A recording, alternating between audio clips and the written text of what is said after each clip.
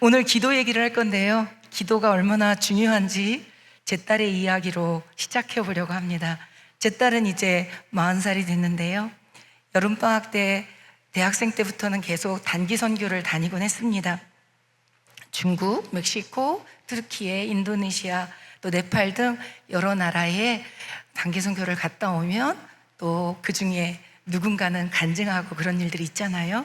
근데 2014년 여름에도 3주간의 단기 선교를 마친 제 딸이 간증을 이렇게 했습니다. 한번 잘 들어보세요. 지난 3주간 동안 저는 하나님께서 얼마나 크고 놀랍고 위대하신 분인지 또 새롭게 경험했습니다. 그 과정을 통해 하나님의 그 놀라운 능력이 이 세상 가운데 실현되기 위해서는 사람의 열정이나 노력이나 능력에 앞서서 기도가 우선이고 오직 기도를 의지해야 함을 제가 배웠습니다. 저는 이제 제 인생에 가장 중요한 것이 기도임을, 제가 기도 없이는 아무것도 할 수 없는 사람임을, 그러나 기도와 함께라면 그 무엇이든 할 수 있는 사람임을 깨달았습니다. 이렇게 단기 선교 간증을 했습니다. 여러분께서 이렇게 끄덕여 주셔서 감사한데, 그날도 많은 청년들이 맞지 이런 표정이었는데요. 딱 한 청년이 귀부터 얼굴이 다 새빨개졌습니다. 누구나 알 수 있게. 왜 그랬냐면요, 그 청년의 영어 이름은 필립 킴인데요, 김필립인데요, 한국 이름은 예측하실 수 있겠습니까? 김기도였기 때문입니다. 그리고 그 청년은 마음속으로 제 딸을 좋아했었다는 것을 들켜버렸거든요. 근데 그 간증을 기회로 저희 딸하고 사귀어서 그 다음 해 5월 31일 날 둘은 결혼하고요. 이제 10주년을 거치면서 그 간증대로 남자 아이들 3명을 연년생으로 낳아 잘 키우고 있습니다. 정말 기도 없이는 아무것도 할 수 없었는데, 인생의 가장 중요한 것이 기도이고, 기도 없이는 아무것도 할 수 없지만 기도와 함께라면 무엇이든 할 수 있는 것을 우리에게 보여주신 분은 그 누구보다 누구시죠? 예수님이십니다. 예수님이 우리처럼 이 땅에 오셔서 우리와 동일한 삶을 살면서 기도가 얼마나 중요한지 우리에게 깨닫게 해주셨습니다. 사실 우리에게 익숙한 주기도문은요, 예수님이 직접 드리신 기도라기보다는 일상 가운데 제자인 우리들에게 이렇게 기도해라 하고 기도의 모범을 알려주신 내용이 아닙니까? 그런데 오늘은 요한복음 13장 본문을 통해서 하나님께 직접 올려드린 누구의 기도요? 예수님의 기도를 배우고자 합니다. 오늘 설교 제목이 어떤지 한번 같이 읽어보시겠습니까? 설교 제목 보여주세요. 십자가 앞 영광과 보호의 기도입니다. 네, 맞습니다. 그래서 우리 첫 번째로는 17장 전체를 아우르는 주제가 무엇인지 함께 읽어보시겠습니다. 예수님은 십자가 죽음을 앞두고 대제사장적 기도를 올립니다. 맞습니다. 예수님께서 기도를 올리실 때 먼저 어떤 태도로 기도하셨는지 1절 말씀을 보시면요, 예수께서 이 말씀을 하시고 눈을 들어 하늘을 우러러 라고 말씀하십니다. 그냥 위를 보았다는 것이 아니시죠. 예수님께서는 이 현실에 있는 그 문제에서 하나님의 선하심과 신실하심으로 하나님의 뜻과 계획으로 그 시선을 옮기셨다라고 시작하고 있습니다. 눈앞의 현실만이 아니라 그 뒤에 계신 하나님을 바라보는 우리가 되기를 원합니다. 아멘. 그리고 입을 떼십니다. 맨 처음에 하시는 말씀이 노란 글씨로 표시되어 있는데 같이 읽으시겠습니다. 아버지여, 때가 이르렀사오니. 네, 여기서 요한복음이 계속 강조하는 때가 또 나오는데요, 이것은 단순히 몇 시 몇 분이라는 시간 개념이 아니고요, 예수님께서 계속적으로 때가 아직 이르지 않았다 라고 말씀하시는 바로 예수님의 때를 말씀하십니다. 2장 가나 혼인잔치 때 어머님이 오셔서 포도주가 떨어졌다, 뭔가 하라고 요청하셨을 때도 내 때가 아직 이르지 않았습니다 라고 말했고요, 또 7장에서 6월절 앞두고 예수님의 형제들이 기왕이면 유대로 가셔서 공개적으로 사역을 하십시오 라고 권유했을 때도 내 때가 이르지 아니하였다 라고 말씀하셨습니다. 8장에서는 예수님께서 예루살렘 성전에서 바리새인들하고 격렬한 토론을 거치거든요. 그런데 아무도 그때는 예수님을 잡아가지 않습니다. 그 이유를 아직 예수님의 때가 이르지 아니하였기 때문이다 라고 설명해 주고 있습니다. 그런데 그때가 바로 내일로 다가왔다라는 것을 요한복음 13장 1절에서 우리는 벌써 배웠습니다. 요한복음 13장 1절에 의하면 6월절 전에 예수께서 자기가 노란 글씨만 한번 읽어보시겠습니다. 자, 예수님의 때가 어떤 때였는지요? 세상을 떠나 아버지께로 돌아가실 때, 그때를 위하여 예수님이 오셨다는 것입니다. 우리가 어려움을 겪고 힘들 때 내가 뭘 잘못해서 늘 그렇게만 우리는 해석할 일이 아님을 알 수 있습니다. 하나님께서 우리에게 어떤 일을 맡기실 때 그것은 세상의 권력과 싸우는 일들이 많기 때문에 십자가 앞에서조차 하나님의 뜻이 이루어지고 있음을 믿는 우리가 되기를 소원합니다. 아멘. 맞습니다. 이제 예수님 내일 돌아가실 거라서 우리는 14장부터 16장까지를 함께 고별 설교로 배웠습니다. 혹시 기억나십니까? 14장 1절에 너희는 마음에 근심하지 말라로 시작했고요. 16장 마지막 절에 뭐라고 말씀했는지 아십니까? 담대하라, 내가 세상을 이기었노라. 이렇게 고별 설교를 14장부터 16장까지 하셨습니다. 제가 말을 좀 절어서 죄송합니다. 어제 제가 비행기 타고 오는 동안에 화산이 폭발을 해가지고요, 경로를 바꿔서 나리타에 가서 기름을 다시 채우고 다시 일본에 또 2시간 반 동안 오느라고 자정 넘어서 제가 도착을 했거든요. 그래서 좀 불쌍히 여겨주시고, 제 1부 때는 주기도송을 안 한 채로 축도를 해버리는 바람에 지금 아주 마음이 심히 괴롭습니다. 그러하오니 불쌍히 여기시고, 혹시 발음이 이게 더듬으면 지금 오밤중에 설교를 하시는구나, 시차 때문이구나, 27시간 여러 번 갈아타느라 그랬구나, 이해해 주시면 주님께서 기뻐하실 것 같습니다. 네, 1부 때도 그렇게 설명을 할 걸 그랬어요. 그래서 14장부터 16장까지는 근심하는 제자들에게 걱정하지 마라, 담대하라, 내가 세상을 이겼다 라고 딱 말씀을 마치신 후에요, 이어지는 17장에 이렇게 기도를 시작하시는 거예요. 때가 이르렀다라고요. 그러면서 이스라엘 전체의 대표로 대제사장이 나아가 기도하듯 이렇게 기도하셨습니다. 내용을 한번 보여주시겠습니다. 우리 함께 읽겠습니다. 십자가를 목전에 둔 예수님은 아버지 하나님께 자신 이 땅에 남겨질 제자들, 앞으로 세워질 모든 교회를 위해 대제사장적 기도를 올리셨습니다. 그런데요, 그 중에 오늘 우리는 1절부터 12절까지 공부하려고 합니다. 예수님께서 어떤 기도를 제일 먼저 했을까? 고난을 앞두고 예수님은 제일 먼저 어떤 기도로 시작하셨을까? 우리 두 번째 주제를 한번 읽어보겠습니다. 예수님은 제일 먼저 자신과 하나님의 영광을 기도하십니다. 아멘. 1절로 5절까지요, 하나님이 정한 때, 특별히 로마 군병들이 마구 자신을 잡으러 올 것을 알고 겁에 질린 제자들은 다 각자 흩어질 것을 아시는데, 그러나 십자가 앞에 예수님은요, 이건 아니지, 도망가야겠다, 그러시지 않았습니다. 운명이니 어쩔 수 없이 받아들여야지 체념하지도 않았습니다. 하나님, 지금 천군 천사를 보내주십시오, 맞서려고 하시지도 않았습니다. 왜냐하면 하나님께서 이 일을 계획하셨기 때문임을 믿으셨기 때문입니다.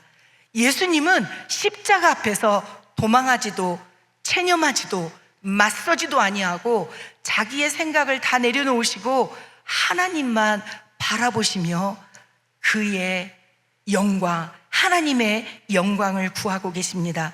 요한복음 17장 1절, 우리도 우리의 문제 앞에 결국 하나님께서 이 모든 문제보다 크시오니 하나님 해결해 달라고 그런 마음으로 함께 17장 1절 읽어보겠습니다. 아버지여 때가 이르렀사오니 아들을 영화롭게 하사 아들로 아버지를 영화롭게 하시옵소서. 아멘, 아멘. 하나님은 이렇게 말씀하시는 겁니다. 예수님은 이렇게 하나님께 말씀하시는 것입니다. 아버지, 때가 왔습니다. 사람들 보기에는 십자가 죽음이 수치요 패배이지만 저는 압니다. 이 십자가 영광을 통하여 하나님께도 영광이 되기를 원합니다. 이렇게 기도하십니다.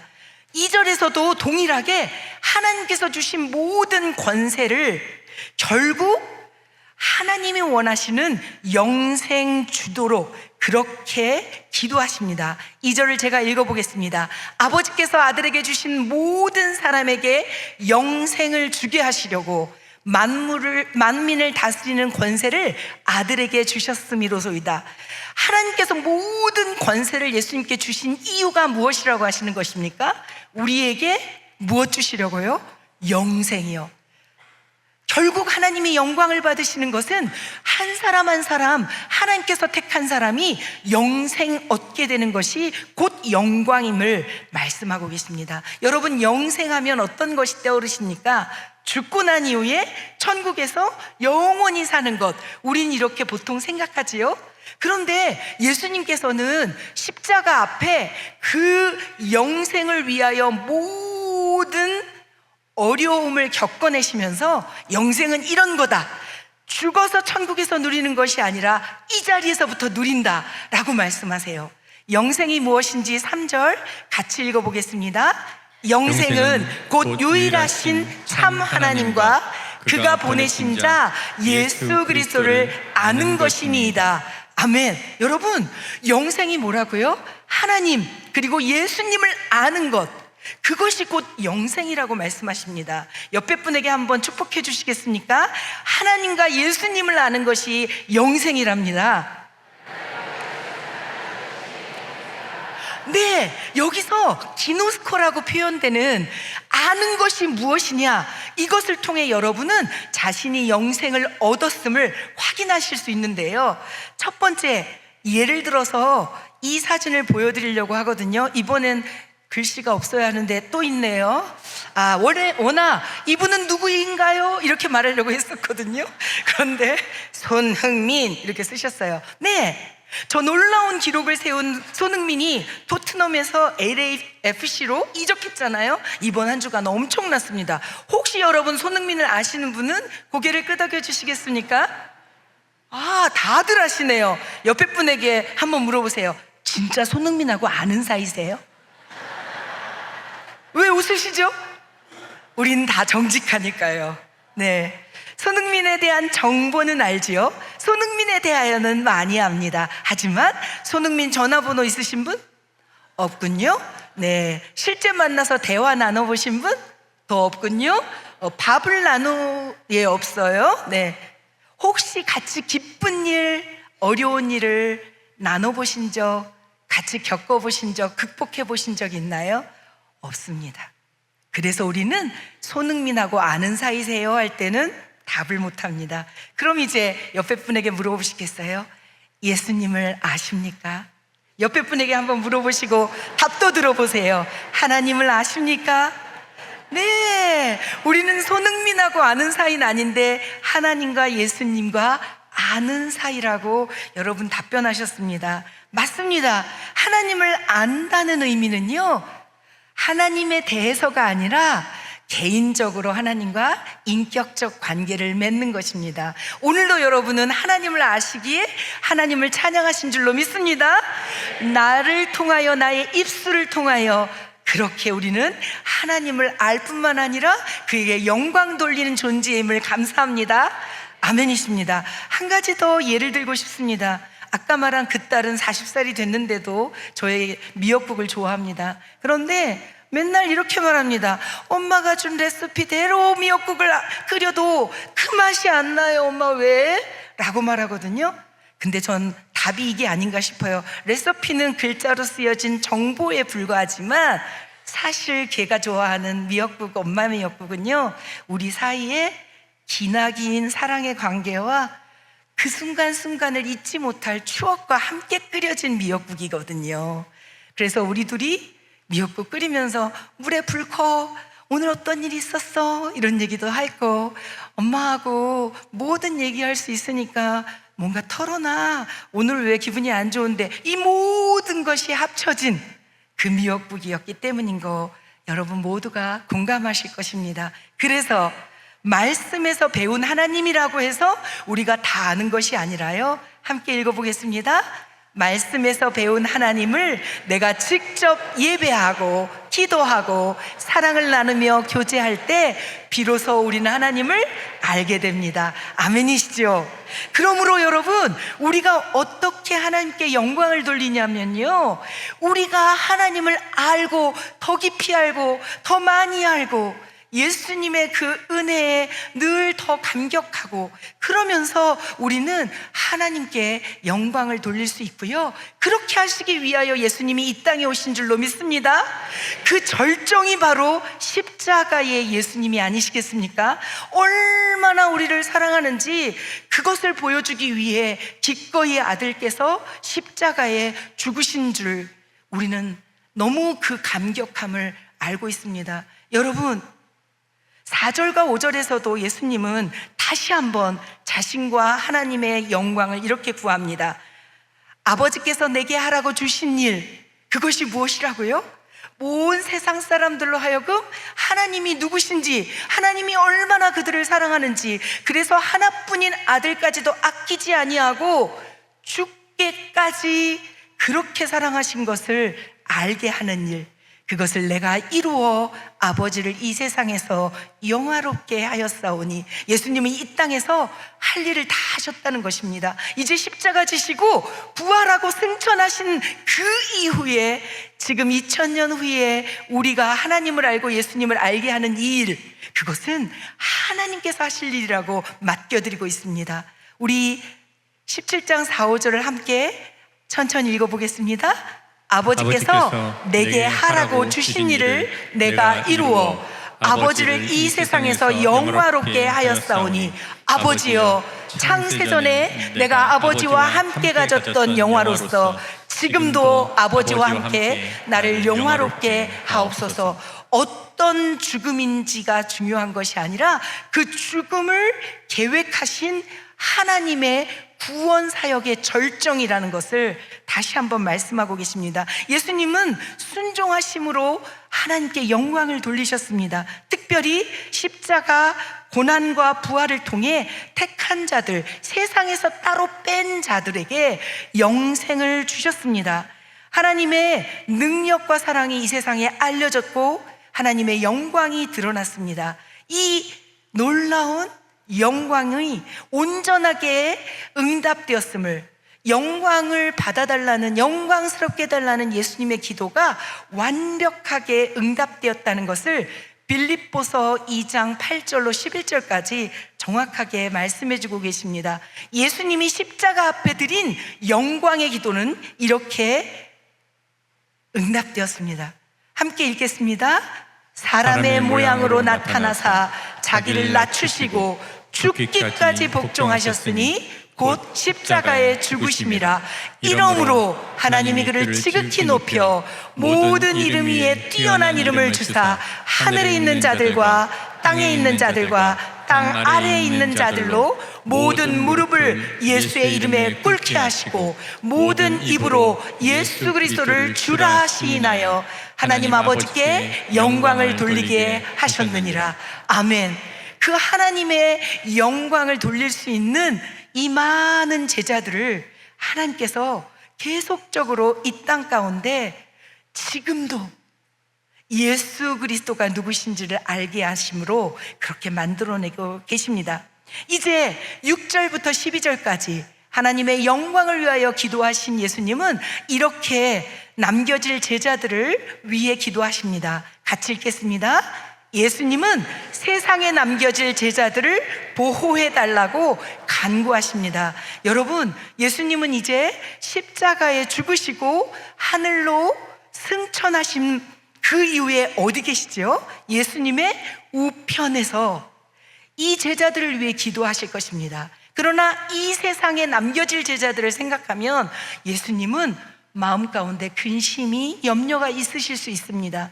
그런데 그 염려와 근심을 누구에게 다 맡겨버리십니까? 하나님께 맡겨버리십니다. 우리도 이 세상 가운데 문제들이 있습니다. 그 문제 가운데 계속 고민하고 그걸 묵상하다 보면 정말로 내 힘으로 할 수 없는 많은 일들 가운데 눌릴 수밖에 없지 않습니까? 내가 아무리 사랑해도 그 사랑하는 아들, 딸, 손자, 며느리를 위해서 아무것도 할 수 없을 때가 얼마나 많습니까? 그런데 예수님은 아시는 것입니다. 내가 이 땅 가운데 있을 동안에 이 제자들을 보호할 수 있지만 이제 내가 하나님 아버지 앞에 그들을 보호해달라고 맡겨드리는 기도를 하십니다. 이렇게 아버지께 말씀합니다. 제자들에 관하여. 이 제자들 원래 아버지 것이었잖아요. 그런데 아버지, 세상 가운데 이들을 택해서 저에게 주셨지요. 제가 이들에게 3년간 아버지의 말씀을 가르쳤더니 이들이 듣고 마음으로 믿어서 예수님은 하나님께서부터 온 하나님의 아들이 맞다라고 믿고 내 말대로 순종하였습니다 라고 먼저 이 제자들에 관하여 아버지께 말씀 올립니다. 그런데 여기서 제가 묵상하다가 멈칫했습니다. 정말로 이 11제자가 그렇게 했습니까? 정말 예수님의 말씀을 잘 이해했나요? 아니요. 이 밤까지도 어떻게 앞으로 살아갈까 두려움이 있었잖아요. 그럼에도 불구하고 예수님께서는 불순종한 부분을 얘기하시기보다 순종할 것에 대하여 하나님 아버지 앞에 올리시는 것을 볼 수 있습니다. 예수님께서 지금도 하나님 우편에서 우리를 위하여 기도하실 때요, 우리의 부족함과 연약함과 실패에 관하여 말씀하시기보다는 우리가 하나님 것이고 우리가 예수님 것이고 하나님의 뜻대로 살아갈 것임을, 그렇게 순종할 것임을 얘기하고 계신다는 것입니다. 그것이 우리에게 얼마나 큰 축복입니까? 아멘이시죠? 아멘. 예수님은 우리를 위하여 지금도 어떻게 해서든지 이 땅 가운데 하나님의 영광을 드러내며 사는 존재로, 하나님의 말씀을 깨닫고 순종하며 사는 존재가 되기를 위하여 기도하십니다. 요한복음 17장 11절 같이 한번 읽겠습니다. 나는 세상에 더 있지 아니하오나 그들은 세상에 있사옵고 나는 아버지께로 가옵나니 거룩하신 아버지여, 내게 주신 아버지의 이름으로 그들을 보존하사 우리와 같이 그들도 하나가 되게 하옵소서. 아멘, 아멘. 여러분, 이 예수님께서 하나님께 드리는 기도를 들었던 그 자리에 있었던 제자들은 어땠을까요? 마음 안에 정말 감동과 감격이 아니겠습니까? 우리를 위하여 예수님께서 하나님 아버지 앞에 저렇게 기도하시는구나. 그런데 그 똑같은 감동이 우리 안에 있기도 원하는 것은 히브리서 7장 25절 말씀 때문입니다. 지금도 예수님은 우리를 위하여, 나를 위하여 기도하고 계신다고 성경이 말씀하고 있습니다. 함께 히브리서 7장 25절 읽겠습니다. 예수께서는 자기를 힘입어 하나님께 나아가는 자들을 온전히 구원하실 수 있으니 이는 그가 항상 살아계셔서 그들을 위하여 간구하심이라. 아멘. 여러분은 예수님 뜻대로 살기를 원하시지요? 아멘. 저도 그렇습니다. 그런데 그것이 마음대로 되던가요? 아니요. 정말로 예수님의 십자가만큼 어려운 일은 아니지만 저희 청년 중에 재수하는 친구는 수학 성적이 조금 덜 나오는 것 때문에 그게 자기에게 너무 큰 문제고요. 직업을 못 구하는 친구들, 직업을 구했지만 능력을 발휘하지 못하는 친구들은 그것이 자신의 제일 큰 문제입니다. 어른이 되신 여러분들, 청년의 때에는 어른만 되면 뭔가 할 수 있을 것 같지만 여전히 마찬가지 아닙니까? 우리는 하나님의 뜻대로 살아가려고 하지만 우리 능력으로 되지 못하는 일들 앞에 좌절하고자 할 때가 있지만 그때마다 잊어버리지 말 것은 히브리서 7장 25절 말씀대로 우리가 끝까지 온전한 구원을 이룰 수 있는 것은 그가 우리를 위하여 기도하심이라는 것입니다. 한 번만 다시 히브리서 7장 25절 말씀 보여주시겠어요? 우리의 확신을 담아서, 하나님 그렇습니다. 나의 부족과 연약함에도 불구하고 나는 온전한 구원, 이 세상에서 거기까지 마지막까지 승리할 수 있습니다. 그 마음을 가지고 한번 읽겠습니다. 예수께서는 자기를 힘입어 하나님께 나아가는 자들을 온전히 구원하실 수 있으니 이는 그가 항상 살아계셔서 그들을 위하여 간구하심이라. 아멘, 아멘, 아멘. 그러므로 십자가 같은 고통 앞에 여러분이 계실 때마다 잊지 마셔야 합니다. 예수님께서 지금도 나의 이 문제를 놓고 기도하고 계시다. 아멘. 그러므로 나는 이겨낼 수 있다. 아멘. 그리고 보존해 주실 것입니다. 이제 17세기 영국 청교도 목사이신 토마스 멘튼 목사님의 이 귀한 인용 구절을 우리 함께 읽으며 우리의 고백으로 한 번 더 올려드리기를 원합니다. 이 토마스 멘트는 17세기 분이신데요, 우리는 21세기를 살지만 동일한 고백을 드릴 수 있습니다. 우리 지구촌 교회, 또 우리의 가정, 또 나 자신, 우리에게 이러한 놀라운 고백이 날마다 있기를 원합니다. 함께 읽겠습니다. 우리가 이 땅에서 예수를 영화롭게 할 때 그분은 하늘에서 우리를 위해 중보기도를 하신다. 우리가 세상에서 예수의 일을 할 때 예수께서는 천국에서 우리의 일을 하신다. 아멘이시죠? 아멘, 아멘. 십자가 앞에 계신 예수님은 그 하나님의 영광을 바라보셨고, 남겨질 제자들이 계속적으로 하나님께 영광 돌리는 제자들이 될 것, 그렇게 보호하시고 보존하시고 승리하게 하실 것을 기도했습니다. 지금 예수님은 우리를 위해서도 그렇게 기도하고 계십니다. 그러므로 우리는 낙심할 필요가 없고 두려움에 사로잡힐 필요가 없고 혼자인 것처럼 생각할 필요가 없습니다. 이 시간 우리 말씀을 찬양 같이 할 것입니다. 이 말씀의 가사에 우리의 마음을 실어 하나님 앞에 고백하겠습니다. 고단한 인생길, 힘겨운 오늘, 그러나 우리의 매일이 기쁨이 될 수 있는 이유는 예수님 덕분입니다.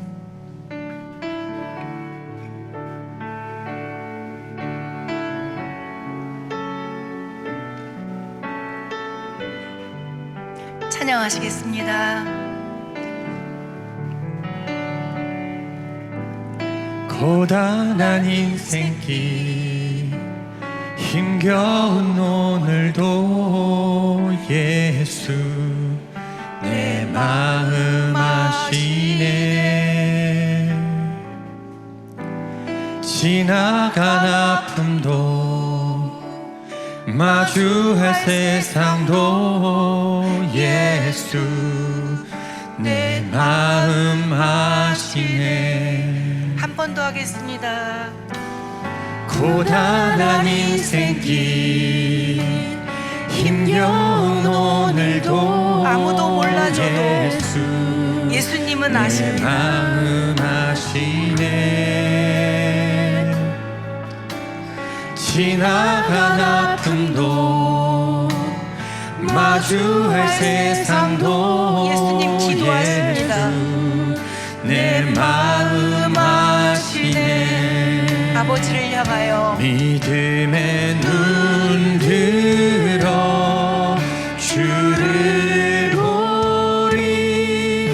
이 또한 지나가리라. 결국 영광스러운 삶을 살게 하실 겁니다. 주어진 내 삶의 시간 속에 주님 뜻 알게 주의 뜻 알게 하소서. 2절입니다. 하루를 살아도 기쁨으로 가리. 예수 그분이 함께 하십니다. 함께 하시네. 후회도 염려도 온전히 맡기리. 예수 늘 함께 하시네. 한 번 더 하루를 살아도 기쁨으로 가리. 예수 함께 하시네. 그분이 같이 가시기 때문입니다. 후회도 염려도 우리 할 수 없는 모든 일을 온전히 맡기니 예수 늘 함께 하시네. 믿음의 눈 들어 믿음의 눈 들어 주를 보리 이 또한 지나가리라. 결국 온전한 구원에 이르게 될 것입니다. 내 삶의 시간 속에 주의 두 손 들고 우리 찬양할까요? 믿음의 눈 들어 믿음의 눈 들어 하나님만 바라보는 우리를 보아주십시오. 도우십시오. 보호하십시오. 남에게 말할 수 없는 그 모든 사정 가운데 주님이 일하십시오. 주어진 내 삶의 시간 속에 주